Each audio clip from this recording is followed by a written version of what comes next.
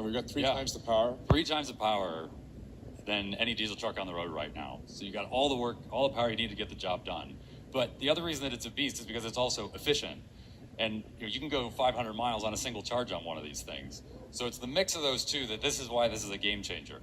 And what's awesome is both of those are enabled by our new 1,000-volt powertrain, which is the first vehicle that we're doing with that.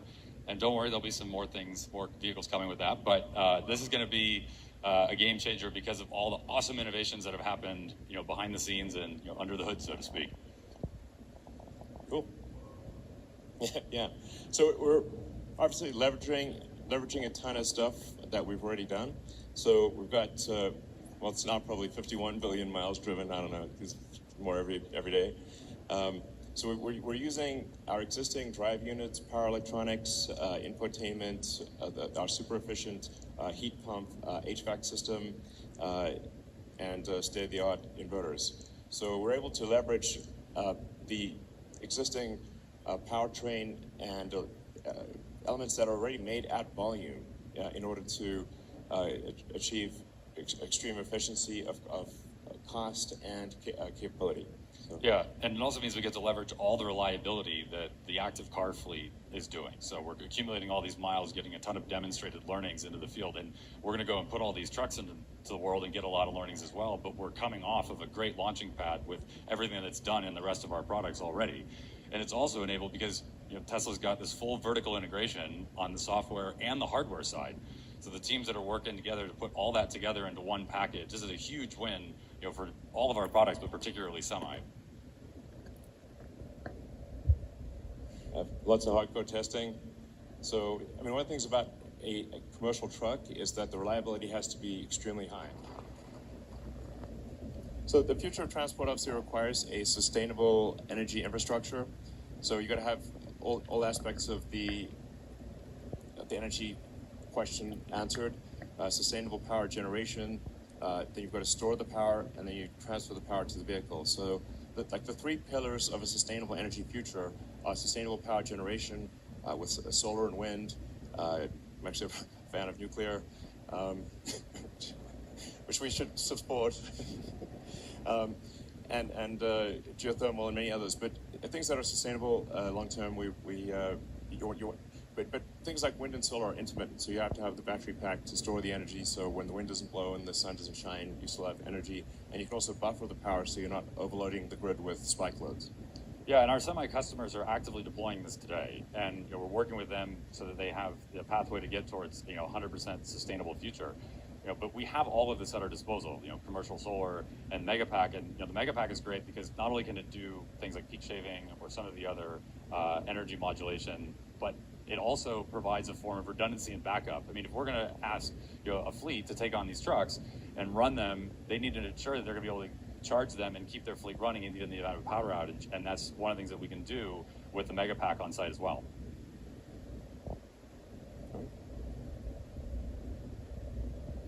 So, and first deliveries are now. Yeah.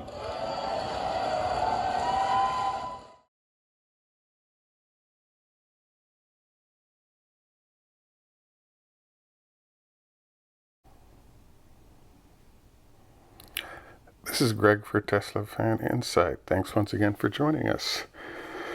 As you can see, we did our review of the Semi introduction, and I was impressed by some of the things we saw. I would say at least 50, if not 70% of what was covered was redundant to the initial introduction. And I have to say that it felt to me like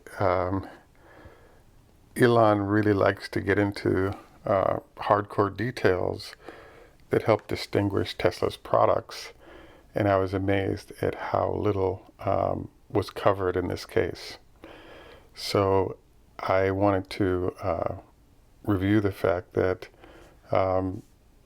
in this case it looks to me like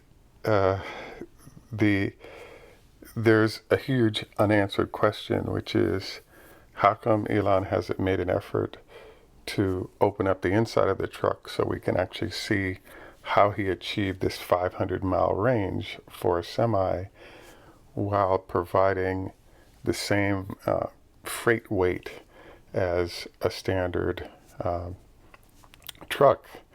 And does that whole numeric thing work?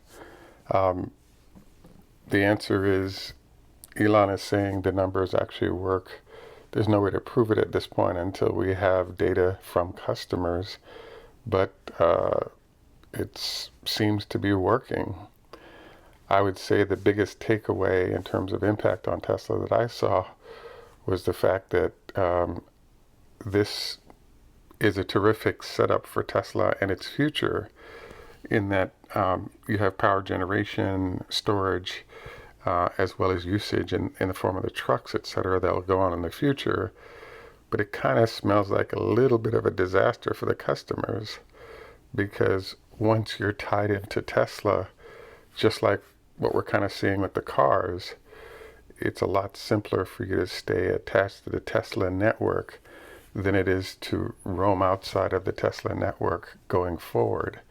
So it'll be interesting to see how the Daimlers and Volvos of the world are able to compete with Tesla's solution going into the future, when they actually need to have a process for managing the power their vehicles get that matches up with Tesla. Otherwise, they get closed out of future opportunities. So the other sort of note that popped up that I thought was interesting was the fact that Elon sort of referenced the fact that the U.S. has about 200,000 vehicles sold a year in the semi-space of all diesel as well as any other thing. And the question mark is, when you look at there being a 15 million per annum car business in the United States, it's clear why the semi wasn't a priority, because the net number of units sold is actually kind of low on an annual basis compared to the cars, and therefore the cars command more attention, even though there's more pollution coming from the trucks.